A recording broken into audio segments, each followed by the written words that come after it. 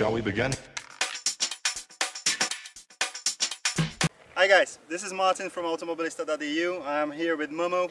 We are in a beautiful Montenegro where we are shooting an episode of the user experience, and because he was asking me for a couple of months to review his car, well, this is your time to shine, so tell us something about it. Thank you, Martin, for the lovely introduction. Welcome everybody to Montenegro.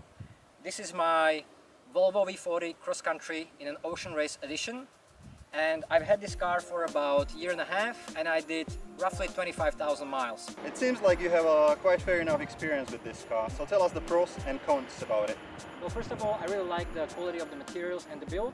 I think they're exquisite, and most people who sat in the car said it's a very nice and comfortable place to be. The interior is really nice, the quality of the leather, it's perfect, and the materials like this central dashboard, it's real aluminium, not just the plastic with the look of aluminium. And all of the small details, yeah, I really strongly agree with Momo. I also like the engine. I'm very satisfied with the performance. This is a 2-liter petrol 180 brake horsepower engine with automatic transmission. And when you step on the throttle, the car really flies. However, I would really not get it with any smaller engine than that if you want to have at least some fun. Even though I still think the car is really boring, I do agree with Momo. When you step on a throttle, you really feel the sense of acceleration, especially when you put it to the sport mode.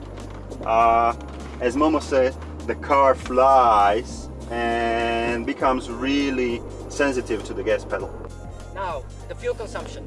This is a bit of an issue because I average roughly 10 liters per 100 kilometers in the city, and it's about 9.5 when I hit the highway, which I think it's a bit too much. And of course, it's even more when the moron behind the camera drives. And this is particularly an issue in combination with the fact that the fuel tank is quite small. Before I bought this car, I watched a lot of reviews, and many of them were quite negative when it came to the number of buttons and the confusing layout. However, after driving this car for about a year and a half, I really don't agree, and I find the layout very logical, easy to use, and I particularly like the little keypad with numbers on the central console, which makes operating the navigation system very easy. Also, what I really like are all the electronics, including the adaptive cruise control and such, which work very well in this car.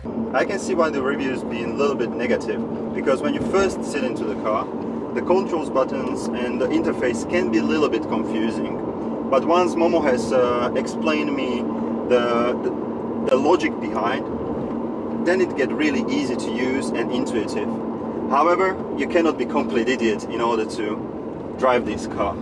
Now this brings us to the last item on the list, suspension. I have to say I like when a car has a tougher suspension, especially when you want to take it out for a spin. However, on this car I think the suspension is just a bit too hard, especially when you drive in the city where you have speed bumps and you can hit the occasional pothole. If you do that, you will feel every last bit of it, which makes the overall ride a bit uncomfortable. I do like cars with a tough suspension, the stiffer ones, but yeah, agree, this is a little bit too much. Okay, my man, I think your time runs out. Don't forget this is my show, so is there anything you would like to add? No, I think that's it. To sum it up, I really like this car. It's definitely not boring, don't listen to him. Really boring.